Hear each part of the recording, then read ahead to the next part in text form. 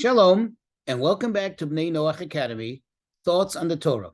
Please remember to hit the like button, to subscribe, and most importantly, to share this insight and inspiration with friends and family. We look in the book of Deuteronomy, the beginning of chapter 4.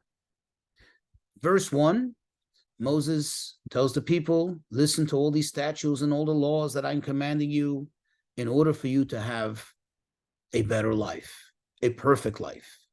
And then he warns them in verse 2, Lo tosifu al hadavar asher nochi metzaveh etchem velo tigru mimenu. In English, you should not add anything to what I am commanding you, or do not take anything away from it. Now, we know that the order on a list, typically you go in the order of priority, in the order of severity, in the order of importance. Notice that here, in this verse, first he warns them against adding to any of the commandments, and then he warns them against taking off of any of the commandments.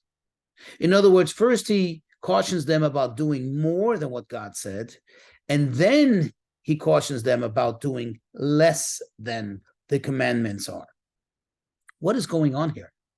It would seem that it's more egregious, that it's worse to diminish, to take away, to do less than what God told us to do. To add doesn't seem to be so bad. It doesn't seem so dangerous. It doesn't seem so felonious. Why the big deal? At least in the order of priority, makes it a big deal. The answer is that precisely this question is the answer. Let me explain. You see, we're all born, we meaning the human being, since we have the power of free choice, the power of rationale.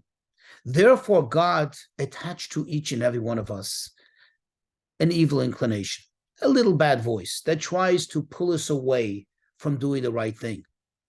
Actually, at the end of the day, it's a good thing, because since we do have that evil inclination, yet we make the choice to do the right thing, that makes our choice significant. That makes our good deeds valuable.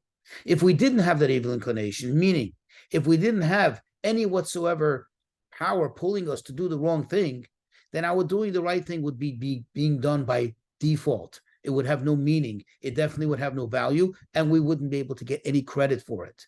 But now that we have something pulling us away, and we have to constantly battle it, that makes our choice of doing good so significant, so valuable, deserving of God's reward.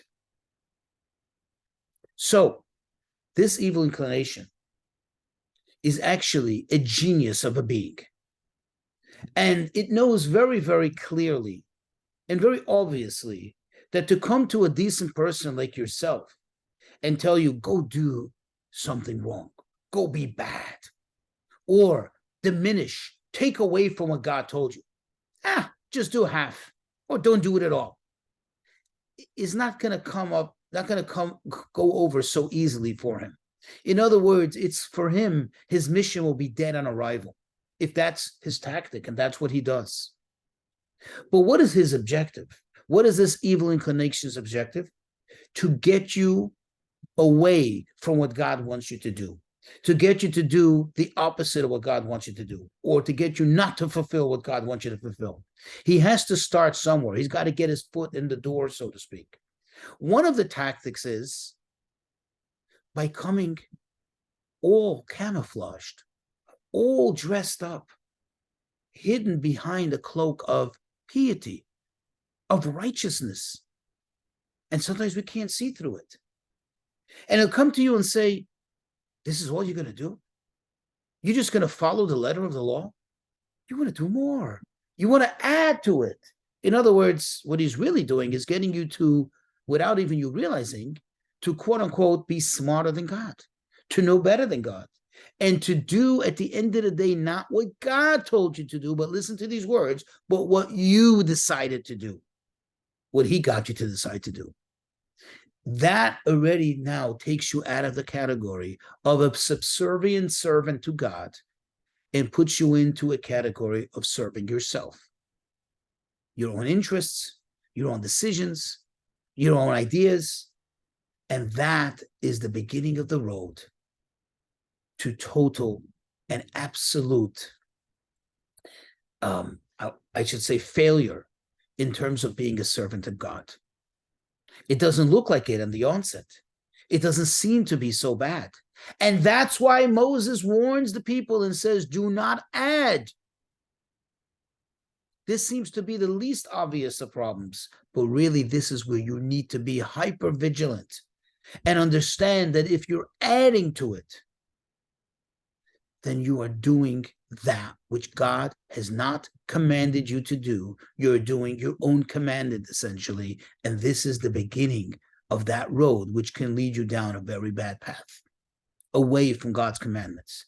Now, I just want to make a caveat here, this should not be confused with being extra diligent in the performance of an actual commandment. That's a whole subject in itself. That's not considered adding to it. That is actually part of the commandment.